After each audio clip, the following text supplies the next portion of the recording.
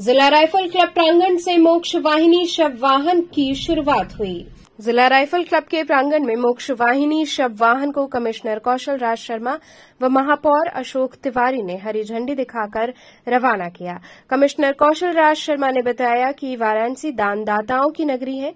यहां के लोग ही यहां के व बाहर के लोगों की मदद करते हैं। यहां पर मोक्ष वाहिनी सेवा पहले चालू थी, लेकिन कोविड की वजह से बंद हो गई थी।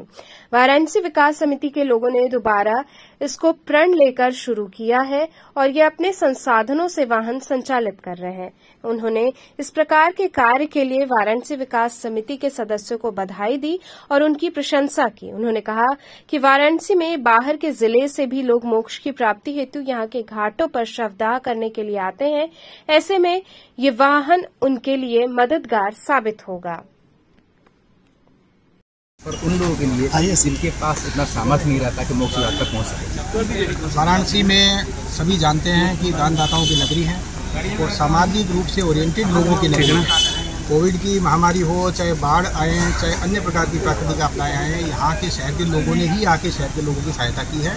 न केवल शहर के लोगों की बल्कि बाहर के लोग भी जो यहाँ पे डिपेंडेंट रहते हैं, जैसे आपने कहा, चाहे मोक्ष के लिए हों, चाहे अस्पताल में ट्रीटमेंट के लिए हों, उन सब की भी मदद करते रहे हैं। उसी क्रम में ये मोक्षदायिनी सेवा पहले चालू रहती थी, कोविड की वजह से डिसकंटिन्यू हो गई थी। आज दोबारा वाराणसी विकास समिति के लोगों ने प्रण लेके इसको दोबारा शुरू किया है। अपने संसाधनों से वो ये गाड़ी चला रहे हैं और आगे भी वो और वाहन इसमें जोड़ने की बात कर रहे हैं। कुल मिला के जितने भी लोग यहाँ पे मोक्ष प्राप्त करने के लिए आते हैं, और अन्य शहरों की तुलना में वो संख्या ज़्यादा ही है, क्योंकि यहाँ पे घाटों पे दाह संस्कार आसपास के जिले के लोग कराने आते हैं, तो उनको सीधी सीधी इसमें सहायता मिलेगी। और जब व्यक्ति असहाय होता है और जब व्यक्ति के पास आर्थिक साधन नहीं होते, उन्हें बहुत ज़्यादा तकलीफ होती है कि कैसे डेड बॉडी को घर से लेकर हम लोग घाट तक लेके जाएँ। कभी कभी ट्रैफिक का भी इशू होता है और कभी कभी मौसम भी साथ नहीं देता है, और ऐसी दृष्टि में जब ऐसी गाड़ी की सहायता मिल जाए तो बहुत बड़ी हेल्प उस परिवार की होती है।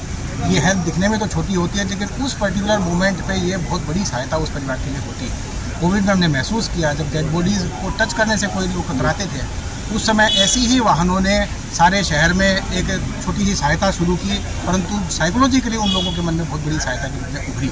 तो उसी प्रकार की सहायता है। छोटे छोटे ही कार्य हैं जो किसी शहर को बड़ा बनाते हैं, और वाराणसी के लोग इस दिशा में पहले से ही कार्यरत हैं, ये सभी ने देखा है। उसी दृष्टि से एक और कार्य ये आज जुड़ा है। मैं प्रसन्नता व्यक्त करता हूँ और प्रशंसा करना चाहूँगा वाराणसी के सभी दानदाताओं का और विकास समिति के सभी सदस्यों का, कि उन्होंने इतनी अच्छी सोच के साथ ये कार्य दोबारा शुरू किया है, और भविष्य में और भी इसी प्रकार के छोटे छोटे उपक्रम हैं वो चालू करना चाहते हैं, जिससे यहाँ के आमजनों को सुविधा मिले। वाहिनी जो है किस तरीके से काम करेगी, क्या समझाया जाएगा, किस तरीके से आप लोगों ने प्रयास करके बनारस में। मैं माननीय प्रधानमंत्री जी को प्रेरणा से वाराणसी विकास समिति ने ये 14 में शुरुआत किया था, बीच में कोविड काल में बंद हो गया। फिर वाराणसी विकास समिति जो लोग जुड़े हुए हैं, संस्था सबने हम लोग बैठे प्रयास किया गया, तो फिर से चालू किया गया, नया सिरे चालू किया गया, और आज एक चालू हुआ है। अगले समय में 5 से 6 मोक्ष वाहिनी पूरी तरीके से पूरी तरह से एक नंबर रहेगा जो कि हमें चलेगा, नंबर फोन आएगा, और जो भी परिवार फोन करेगा वहाँ पर कंटिन्यू। आज जो आप मोक्ष वाहिनी देख रहे हैं, ये मोक्ष वाहिनी 2016 में जब प्रदेश में भाजपा की सरकार नहीं थी, तब कुछ लोगों ने बाहर से प्रयास करके ये यहाँ पे काशी को दी, जो वाराणसी विकास समिति पूरी तरह से इसको चला रही थी। कोरोना में कतिपय कारणों से इसका संचालन बंद हो गया।